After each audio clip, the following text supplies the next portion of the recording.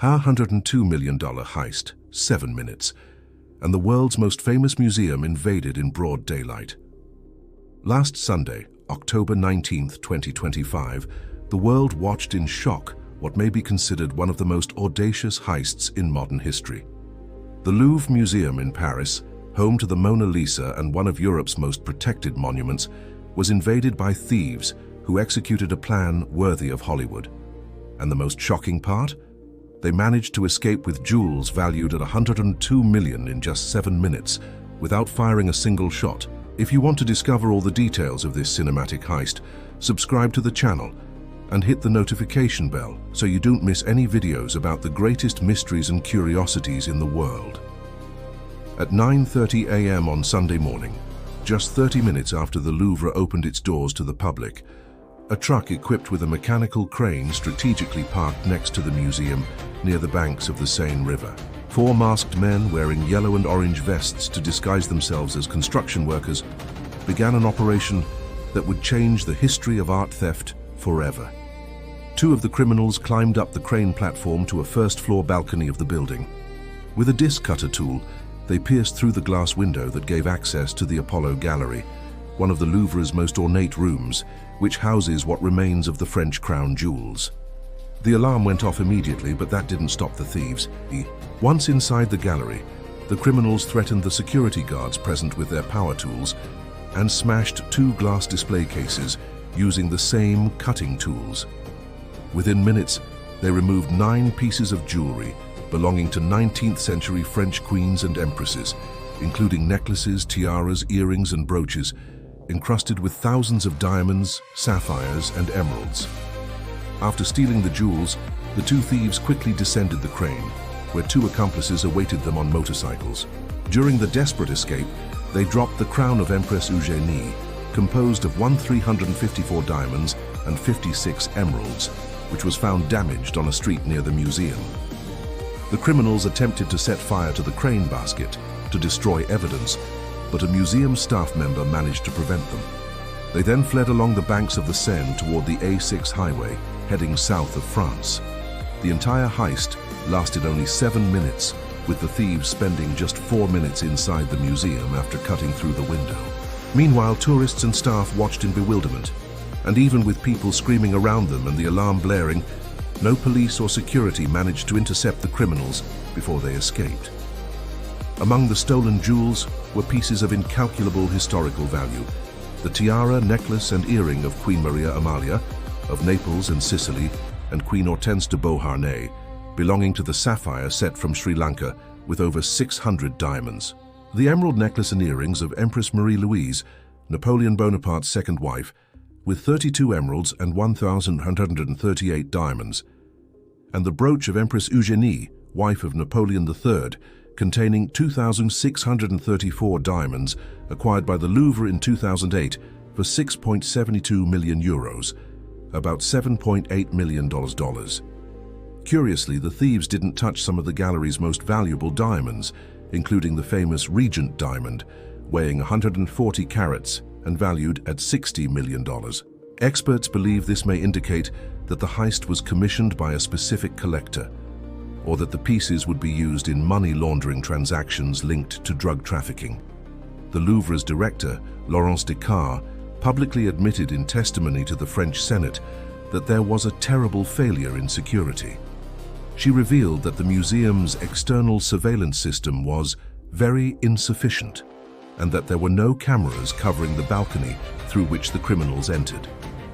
Descartes stated that she submitted her resignation to Culture Minister Rachida Dati, but it was refused. The director assumed her share of responsibility and guaranteed that the new security plan will ensure that all facades of the museum are covered by cameras. French President Emmanuel Macron vehemently condemned the theft, classifying it as an attack on a heritage that we cherish because it is our history. He promised to recover the stolen works and guaranteed that those responsible will be brought to justice. Macron also ordered that security measures recommended in a previous police audit be implemented quickly. French Justice Minister Gérald Darmanin called the case deplorable and admitted that we failed. He stated that the theft damaged France's image internationally, especially because the criminals managed to park a crane in the middle of Paris, climb up to the museum, steal priceless jewels, and escape without being captured. The investigation is being conducted by the Paris prosecutor's office, with more than 100 investigators assigned to the case. Authorities found traces of DNA on a helmet and glove left behind by the thieves, which could be the first major clue to identifying them. As of this recording, none of the 4 suspects have been arrested or identified. One hypothesis being investigated is that the heist was commissioned by a private collector, considering that the thieves were extremely selective about which pieces to steal. Another line of investigation points to the possible involvement of international organized crime, with the jewels being used in money laundering transactions. Authorities are also investigating whether any museum staff member may have facilitated the criminals' entry by providing insider information about security routes and cameras. This is not the first theft in the Louvre's history. In 1911, the museum was the scene of one of the most famous art thefts in history, when Vincenzo Peruggia, a former employee, stole the Mona Lisa. He hid inside the museum overnight and walked out with Leonardo da Vinci's masterpiece under his coat. The Mona Lisa was recovered 2 years later in Florence, Italy. In 1998, the painting Le Chemin de Sèvres by Camille Corot was stolen and has never been recovered. The Louvre reopened its doors on Wednesday, October 22nd, 3 days after the heist, with reinforced and armed security. However, the Apollo Gallery remains closed for investigation. The museum, which received almost 9 million visitors last year, 80% of whom were foreigners, is the most visited in the world, housing more than 33,000 works in its collection, including treasures from ancient civilizations, furniture, sculptures, and paintings by master artists. The Louvre heist exposed serious security problems in French museums. In recent decades, other institutions have also been targeted by thieves, including the Cognac J Museum and the Héron Museum, both in November 2024, the Adrien Dubouché Museum in September 2025, and the National Museum of Natural History in Paris, which was robbed of $600,000 in gold on September 16, 2025. Louvre workers' unions issued statements criticizing security staff cuts, while visitor attendance at the museum has soared. The SUD union issued a statement on October 19, 2025, complaining about the destruction of security jobs at the Louvre, warning that something like this could happen.